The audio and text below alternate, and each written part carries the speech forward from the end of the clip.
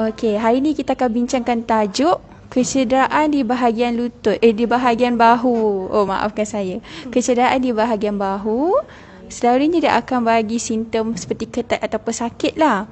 Okey, apakah penyakit itu? Kita akan fokus pada penyakit yang bernama frozen shoulder. Iaitu selalunya bahu kita akan merasa sakit bila nak melakukan apa-apa pergerakan. Okey, sebelum kita teruskan perbincangan kita, saya Amirah dan kawan sekerja saya Ashikin. Okey, Ashikin akan terangkan lebih lanjut lah apa masalah yang kami akan bincangkan pada petang ini. Okey, kepada tuan dan puan yang mana tak tahu lagi penjelasan tentang frozen shoulder. Okey, apa itu frozen shoulder? Okey, frozen shoulder adalah bahasa medical lah orang panggil, adalah adhesive capsulitis. Okey, apa maksudnya tu? Okey, adhesive capsulitis adalah kapsul yang berada di bahu tuan dan puan, dia mengalami bengkak di kapsul di bahu. Adhesive tu bermaksud lekatan. Okey, kenapa frozen shoulder tuan puan tak boleh nak bergerakkan bahu? Sebabnya ada lekatan di kapsul tuan dan puan. So menyebabkan tak boleh bergerak ataupun kurang range of motion. Maksud pergerakan limitation, ada terhad limitation, okay, ROM, yang buatkan bahu tuan dan puan jadi stiff, iaitu kaku. So bila nak angkat tu dia ada limit, dekat sini saja. Dia tak boleh sampai atas sebab ada lekatan di bahu tersebut. Okay, itulah adalah punca bengkak di bahagian soft tissue di bahu. Okay, macam mana boleh jadinya frozen shoulder ni? Okay, dia ada beberapa sebab. Contohnya trauma. Contoh tuan dan puan ada patah di bahagian tangan lah. So akan mengelakkan pergerakan. So bila pergerakan tu tak dilakukan, menyebabkan bahu tuan dan puan akan lekat. Macam ada adhesive tu lah. Sebab lama tak bergerak kan, tak ada pergerakan di situ, so akan menyebabkan lekatan tersebut. Okay, ada satu lagi sebabkan pembedahan, surgery. Contohnya di bahagian mastectomy. Contohnya breast cancer. So kita kiranya tak nak gerak sebab sakit kan. So tak nak gerak. Bila tak nak gerak, so jadilah frozen shoulder. Okey, disebabkan juga diabetes. Diabetes sebabkan kolagen yang ada di bahu tuan dan puan jadi sticky. So di situ akan jadi lekatan lah. Okey, frozen shoulder ada beberapa fasa. Okey, ada 3 fasa lah. Betul Kak Mira. Okey. So, fasa pertama freezing. Okey, fasa kedua frozen. Dan fasa ketiga adalah thawing. Okey, ingat ya, ada 3 fasa. Okey, so fasa pertama ada 10 hingga 36 minggu lah. Okey, akan menyebabkan ada pembekakan selama sebulan. Okay, so dalam sebulan tu, so tuan dan puan tahulah itu adalah fasa pertama. Okay, fasa kedua 4 hingga 12 bulan. So range of motion tu akan berkurang, tapi sakit dia pun berkurang lah. So fasa ketiga dah improve dah kita punya range of motion tu. So 12 hingga 42 bulan. Okay, so sekarang ni saya akan serahkan kepada Kak Amirah untuk bagi tahu kepada tuan dan puan untuk melakukan senaman di rumah yang mana yang sesuai. Okey, so saya serahkan kepada Kak Amirah.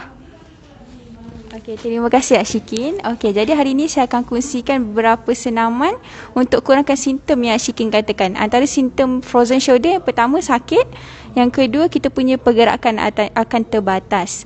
Bila kita punya pergerakan terbatas, secara tidak langsung kekuatan otot akan kurang lah. Itu lagi susah untuk bergerak. Jadi senaman yang pertama untuk kurangkan sakit, tuan dan puan boleh dapatkan ais ataupun ice pack, letakkan di kawasan yang sakit lah. Letak kat situ selama 10 minit.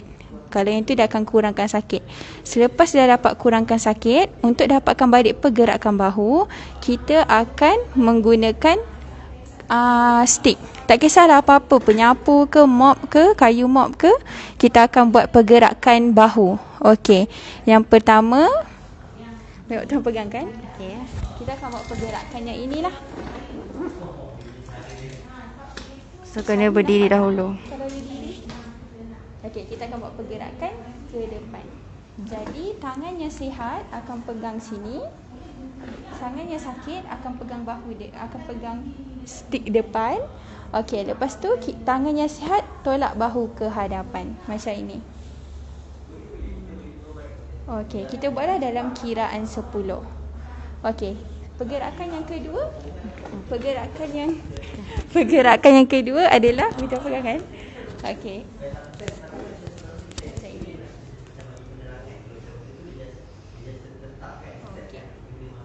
Okey, kalau macam dah okey sikit, cuba untuk paksa tinggi lagi ke atas. Sampai ke atas kepala ya. Pergerakan sampai ke atas kepala ya. Okey. Okey, untuk senaman yang ketiga, kita nak kuatkan balik kita punya otot bahu. Kita pegang benda yang berat. Kalau ada dumbbell di rumah, boleh gunakan berat yang paling rendah.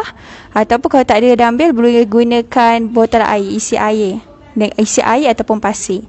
Lepas tu buat pergerakan minimal seperti ini. Tahan selama 10 saat, turun.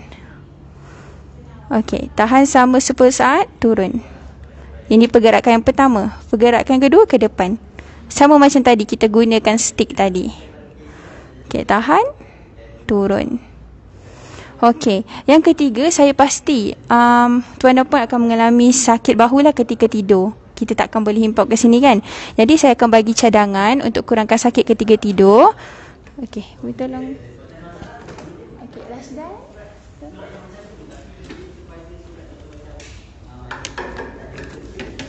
Okey. Ketika kita tidur, pastikan ada support dekat bahagian bahu yang sakit tu lah. Contoh bahu yang sakit kanan. Okey, pesakit boleh baring. Baring sini, kepala ke atas. Bantal, betul?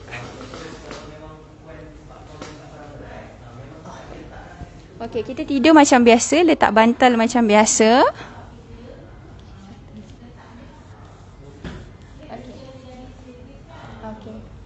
Selalunya bahu ni kalau tuan dan puan perasan dia akan terangkat macam ni tau. Kita kalau sebab kita dah ada bantal. Jadi bila bahu ni dalam keadaan sakit, dia tak boleh tergantung macam ni lah. Kita perlukan support daripada kain ataupun bantal kecil. Letak kat bahagian bahu yang sakit ya. Okey, lepas tu baring seperti biasa. Jadi kat situ ada support lah, akan kurang sakit ketika tidur. Alright. Okey, ada apa persoalan daripada penonton? Okey dah. Terima kasih. Ada apa persoalan daripada penonton?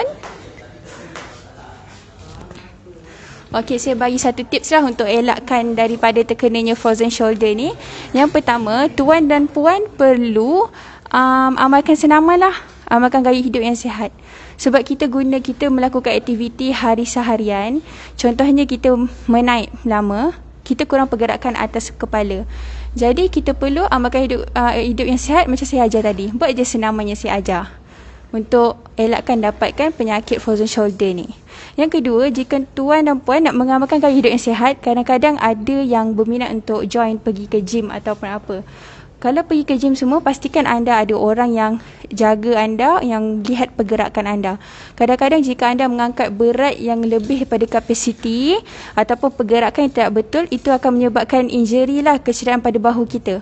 Boleh jadi tisu koyak ataupun frozen shoulder. Okey, jadi kena hati-hatilah buat senaman kalau berada di gym ya. Okey, Ashikin ada apa-apa nak tambah? Saya rasa itu saja. Itu saja. Alright. Okey, nanti kalau ada apa-apa soalan, just komen di bawah, kami akan save live ini. Okey, selain tu boleh juga DM soalan atau sebarang pertanyaan di Facebook kami, Instagram, Twitter, just type iFix Physiotherapy.